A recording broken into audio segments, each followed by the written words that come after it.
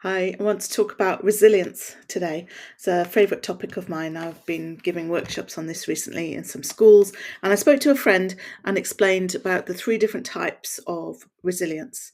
I got most of this from Chris Johnston's book, Seven Ways to Build Resilience, which I'd really recommend. I'll put the links to that down below. But I want to share what I've learned and I have found really, really helpful.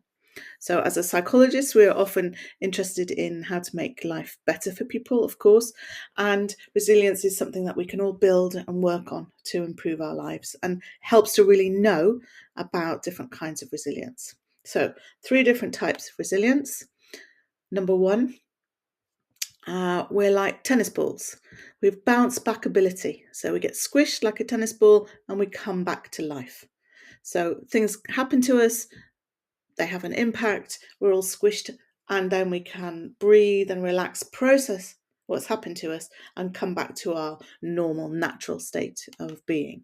So it might be, for example, the other day I lost my bank card. It was annoying, it was difficult. I had a moan, I sorted it out, a new card arrived. And it was a bit stressful and annoying and difficult, but it won't have a long term impact on my health. The second type of resilience to pay attention to is when we are stressed over a longer period of time and like a cork. So, like a cork bobbing up and down, being pulled under, struggling a little bit with something, just coming back up for air, and then something else happens. So, it's much more chronic impact, and that's important to pay attention to. If you're a carer for somebody or a parent, then you're going to be experiencing periods of life where you're being pulled under and you may be noticing, oh, I'm only just coming up for air. So lots of lovely expressions we have for that experience. So it's very important to pay attention to what long-term chronic stress can do for you. It's also really important, if you know somebody like this, to be aware that they may seem like they're doing well. Their head's above the parapet, they're kind of okay, but actually they're only just managing to come back up for air. You may only be seeing them when they're back up above water. So pay attention to those times when resilience may take a battering. The third type of resilience is like when we're a tomato. So a life event comes along and we've all experienced losses, grief, change, been highly significant, and we get squished like a tomato. And it can really feel like we have been squished. Our hearts get squished, our whole bodies ache.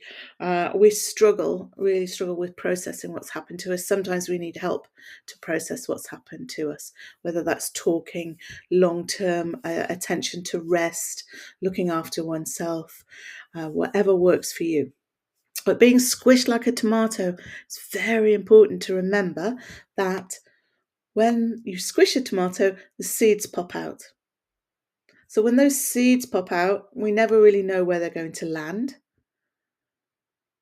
And so with the right kind of fertilizer, support, looking after oneself, we can sprout up. Maybe in an unexpected place, maybe life has changed completely and you're in a different place than you imagined, but you've grown new shoots, there's new possibilities, there's hope.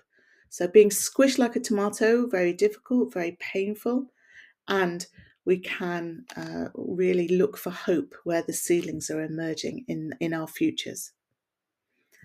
So I hope that's helpful. Three different types of resilience this week. Let me know what you think. Has this been helpful? What other ways have you noticed that you are resilient?